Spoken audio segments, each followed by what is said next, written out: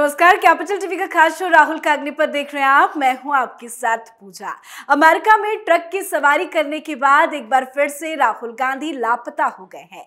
राहुल गांधी क्या कर रहे हैं विदेश में, इसकी जानकारी किसी के पास नहीं है। लोकसभा चुनाव नजदीक है, इस साल के अंत में कई राज्यों में चुनाव भी होने हैं।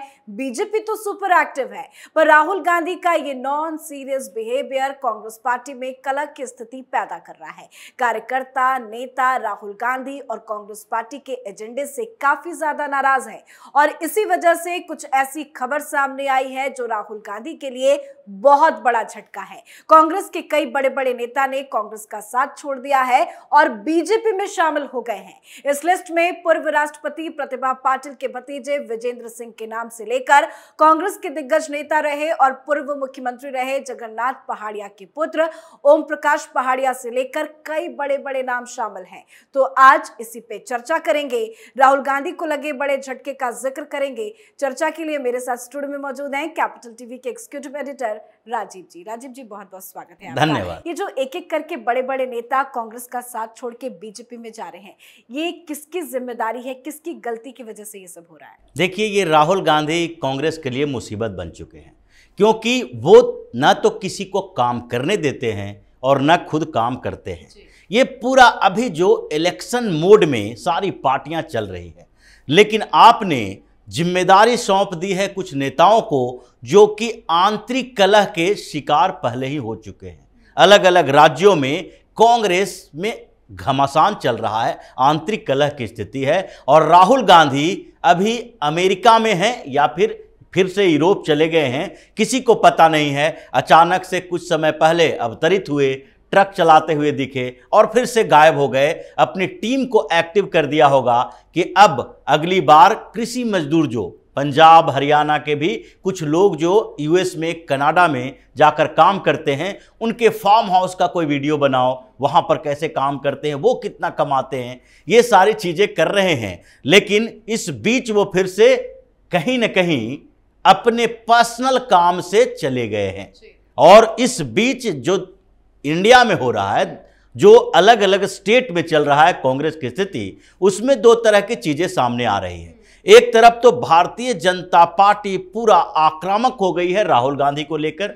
जेपी नड्डा भी बार बार कह रहे हैं कि विदेश जाकर जो देश की छवि खराब करने की कोशिश राहुल गांधी करते हैं, उनको अपने गिरेबान में झांक कर देखना चाहिए, क्योंकि जो डेमोक्रेसी की बात की थी उसको भी भाजपा ने बड़ा मुद्दा बना लिया है और इंदिरा गांधी का नाम तक ले लिया कि इंदिरा गांधी के समय आपातकाल लागू किया गया था, उससे के लिए माफी मांगे कांग्रेस और गांधी परिवार को मांगना चाहिए और राहुल गांधी को इतिहास से कुछ सबक लेना चाहिए, इतिहास की जानकारी रखनी चाहिए। वही नहीं, देश के खिलाफ जितने भी बातें उन्होंने बोली, डेमोक्रेसी से लेकर संवैधानिक संस्थानों तक, प्रधानमंत्री नरेंद्र मोदी से लेकर भारतीय जनता पार्टी और संघ के खिलाफ जो विदेश में उन्होंने प्रचार किया, उसके लिए भी भारतीय जनता पार्टी ने स्ट्रेटजी बनाई।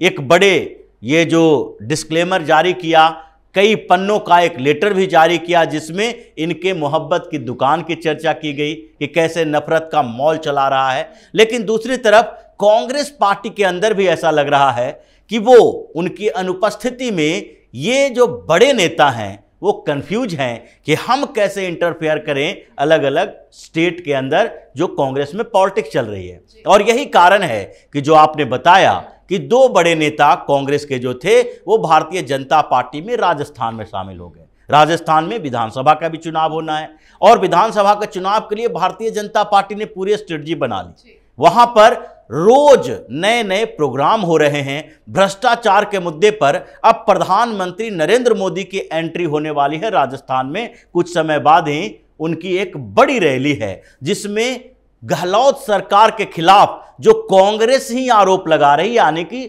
सचिन पायलट जो अभियान छेड़े हुए हैं, उसी में से एक बड़ी बात करने वाले हैं प्रधानमंत्री नरेंद्र मोदी, जिसमें सारा का सारा जो ट्रैक रिकॉर्ड है गहलोत के समय का उसके बारे में कहेंगे। लेकिन इस बीच कांग्रेस के अंदर राजस्थान में भी दिक्कत है और राजस्थान में कांग्रेस ऐसे मोड़ पे पहुंच चुकी है कि चुनाव से पहले अगर उसने कोई फैसला नहीं लिया तो कांग्रेस कई टुकड़ों में विभाजित हो जाएगी। लेकिन इसी साल के अंत में राजस्थान में चुनाव होने हैं। ऐसे में एक नेता अगर कांग्रेस का साथ छोड़ देंगे तो चुनाव में कांग्रेस का क्या होगा? चुनाव में कांग्रेस का वही होगा जो राहुल गांधी के कारण अलग अलग राज्यों में हुआ है।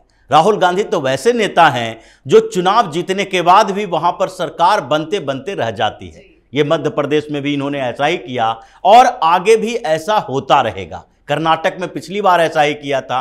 तो अभी जो स्थिति है राजस्थान की, उसमें थोड़ा कंफ्यूजन सचिन पायलट के अंदर है। वो इंतजार कर रहे हैं कि कब हमारे पास ऐसा एक मौका आए जिसमें वो पार्टी तोड़ दें, अलग पार्टी बनाएं और गठबंधन सहयोगी के तौर पर हम भारतीय जनता पार्टी के साथ जुड़े। और इसलिए जो नेता कांग्रेस के अंदर हैं वो भी छोड़ कर जा रहे हैं और भारतीय जनता पार्टी के साथ जा रहे हैं। हो सकता है कि सचिन पायलट अपने समर्थक नेताओं को भी भारतीय जनता पार्टी के साथ जुड़ने के लिए इशारा कर दें। लेकिन इस बीच उनके अलावा, राजस्थान के अलावा कई स्टेट हैं, जैसे कि अभी सोनिया गांधी और राहुल गांधी ने हरियाणा में एक नया विवाद पैदा कर दिया है। हरियाणा में पहले क्या हुआ कि हुड्डा परिवार के साथ सोनिया गांधी ने नजदीकी दिखाई और भूपेंद्र सिंह हुड्डा को G23 को तोड़ने के लिए उपयोग किया।